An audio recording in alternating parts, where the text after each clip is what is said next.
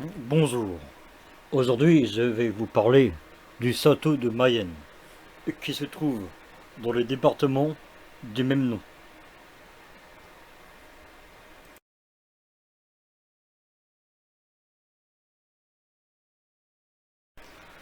Le château de Mayenne est une ancienne résidence carolingienne du Xe siècle, bâtie sous le règne de Charles le Simple et remaniée à plusieurs reprises, qui se dresse sur la commune française de Mayenne dans le département du même nom, en région Pays de la Loire.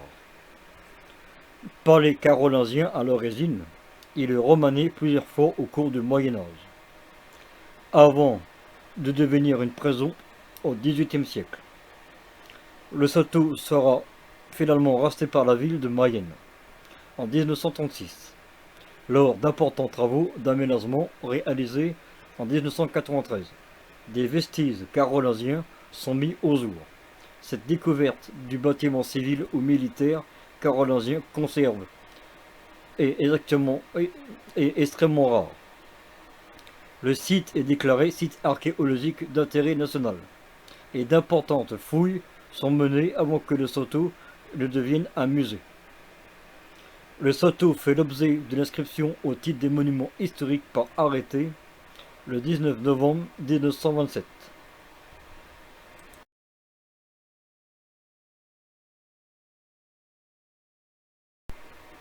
Le château se trouve immédiatement au sud-est de l'actuel centre-ville et occupe une position élevée au sommet d'un affluent granitique, situé en bas de la colline. Il domine la Mayenne sur la façade sud-est.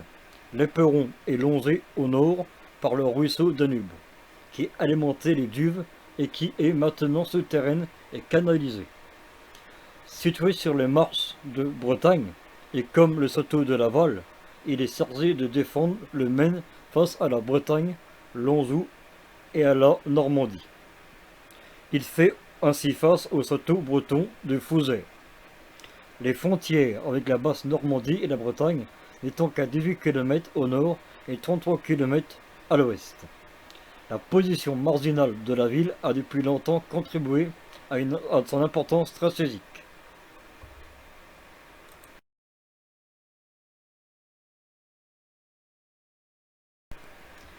L'éperon rocheux sur lequel se trouve le château a probablement été occupé pendant l'Antiquité tardive. Des fragments de poterie de cette époque ont été découverts, néanmoins ils sont en trop faible quantité pour affirmer une occupation dense et durable. Au 8e siècle, il est probable qu'un palais de bois ait été construit sur cet éperon, notamment pour protéger un gué construit sur la Mayenne. Ce gué remplace un passage gallo-romain qui se trouvait au nord de la ville du hameau de Saint-Léonard. Il s'agit d'une résidence noble en bois, au moins à 2 étages. Cet édifice primitif a disparu et il n'est visible qu'à travers quelques trous de poteaux. Vers 778, il fait mention d'une villa que Charlemagne rend aux évêques du Mans. Cette mention très brève, peu précise, cette villa pourrait aussi bien être le palais construit sur un éperon d'une autre demeure luxueuse dont les alentours de Mayenne. Le palais en bois est reconstruit en pierre vers 900. Il comprend alors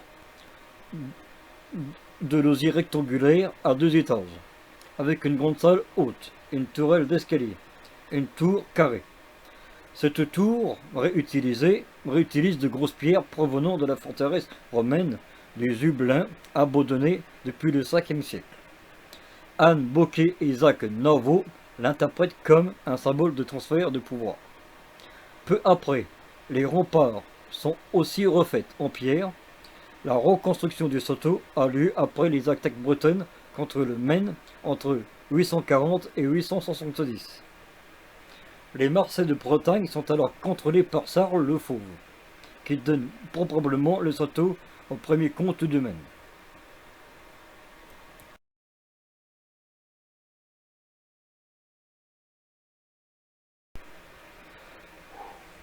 Le château n'est pas directement administré par les comtes du Maine, qui le laissent à la famille locale, qui reçoit le titre de baron. Les barons s'approprient totalement le château vers 1040 et luttent contre Guillaume le Conquérant, lorsque celui-ci envahit le Maine. En 1063, c'est tout le Maine qui tombe entre les mains du duc de Guillaume, au terme d'une difficile opération qui s'achève par le siège et la prise du château, qui est incendié. Au XIIe siècle, le logis carolingien est augmenté d'un étage. Ce nouveau bâtiment résidentiel est construit dans la haute cour et les portes en granit sont percées dans la cour carrée. En 1206, le roi Philippe Auguste rachète le Maine au domaine royal, alors que la France s'oppose aux Palazzo, qui possèdent notamment l'Angleterre, l'Anjou et l'Aquitaine. Le baron Justel II de Mayenne soutient le roi et renforce ainsi son pouvoir, mais il meurt sans héritier masculin en 1220. Ce titre et son domaine passent à la maison d'Haguenau, puis à celle de Blois. Ses successeurs ayant d'autres possessions, il réside rarement à Mayenne. Le château est néanmoins amélioré et embelli au cours du XIIIe siècle, avec la création d'une basse cour, d'une muraille composée de tours et d'un salet d'entrée, la construction du donjon circulaire et la décoration de logis seigneurial. À la fin du Moyen Âge, le château perd définitivement sa fonction résidentielle.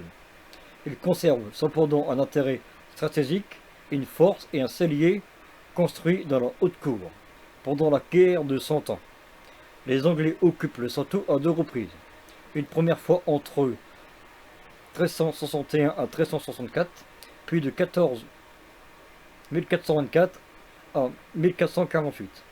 Après cette date, il est remanié pour résister aux nouvelles techniques militaires. Une terrasse d'artillerie et la tour du boulevard sont construits. Des Mitsuki et des carnoyers sont ajoutés à plusieurs endroits.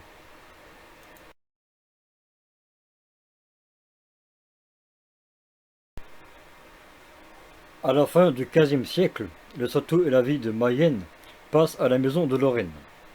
En 1544, la baronnie est élevée au marquisat, puis en duché en 1573. Les seigneurs du lieu deviennent ducs de Mayenne. Ce changement survient sous Charles II de Lorraine, le frère d'Henri Ier de Guise, grand opposant aux Huguenots pendant les guerres de religion. À la mort d'Henri en 1588, Charles le remplace à la tête de la Ligue catholique et tente de renverser le pouvoir royal. Il est cependant défait par l'armée royale en 1595 et se soumet à Henri IV. Le château de Mayenne est quant à lui sous le contrôle royal dès 1592. Le château ayant perdu tout intérêt, ses tours sont démantelées et en 1665, l'ensemble est partiellement détruit à partir de 1695. Les tours sont rasées et les bâtiments de la haute cour disparaissent. Le château devient une prison en 1745 et une halte aux toiles est construite dans la cour en 1775. La cour du boulevard accueille de son côté les mesures de toile, un étage qui servait de douve à l'ouest au château et alors cessé en 1787. Une petite précision, je me suis trompé, le château devient une prison non pas en 1775 mais en 1745. Le château qui a construit à accueillir des prisonniers pendant la Révolution était racheté en 1815 par un particulier Charles Desjardins.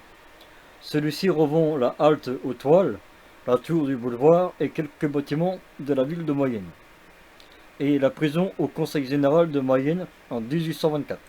La capacité carcérale est augmentée par agrandissement du bâtiment principal. En 1826, les ouvertures et les toitures sont refaites, et un mur sépare la cour en deux. afin de délimiter l'espace des hommes et celui des femmes. Le grand escalier est achevé en 1825. Le tribunal de commerce est installé sous la tour du boulevard jusqu'en 1854. La halle aux toiles sert de théâtre avant d'être remplacée par une nouvelle construction en 1890. En 1935, la prison est fermée et vendue à la ville de Mayenne, qui possède désormais l'intégralité du château.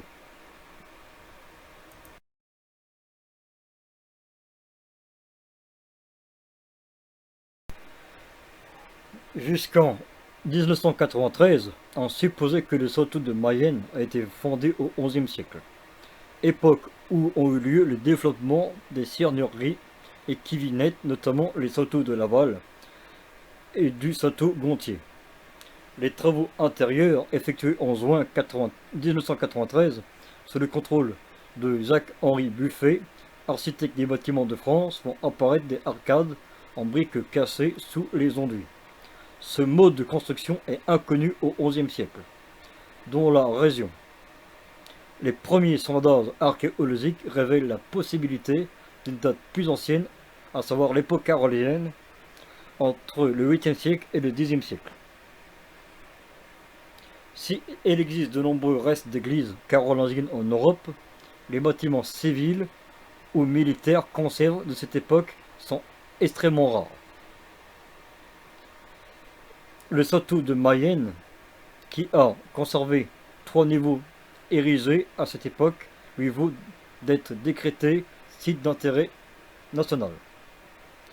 L'étude menée de 1996 à 1999 par l'équipe d'Oxford Archaeologia Unit et par l'université du Maine confirme la datation carolingienne du château.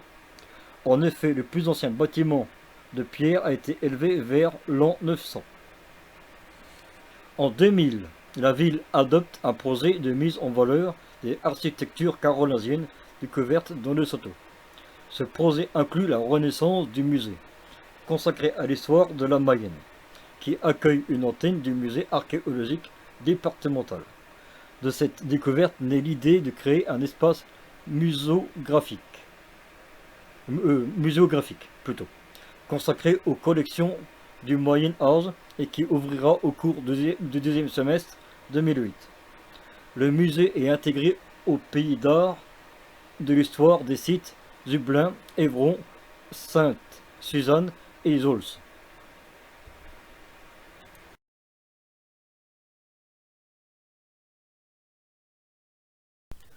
Le château est le seul site archéologique d'intérêt national des Pays de la Loire.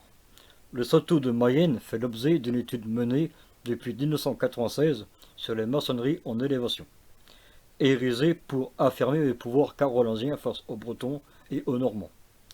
Un palais conservé sur 3 niveaux a progressivement été enserré dans les structures défensives, jusqu'à devenir un véritable château fort.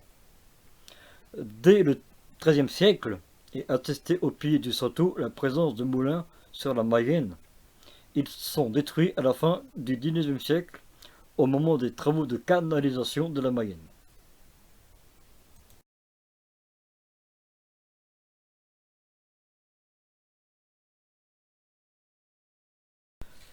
Le 21 juin 2008, la ville de Mayenne a ouvert un musée dans le château, dont l'architecte est Philippe Madère. En 2008, ce château a accueilli 19 644 visiteurs. Les collections permettant sont centrées sur les découvertes réalisées au cours des fouilles archéologiques du site.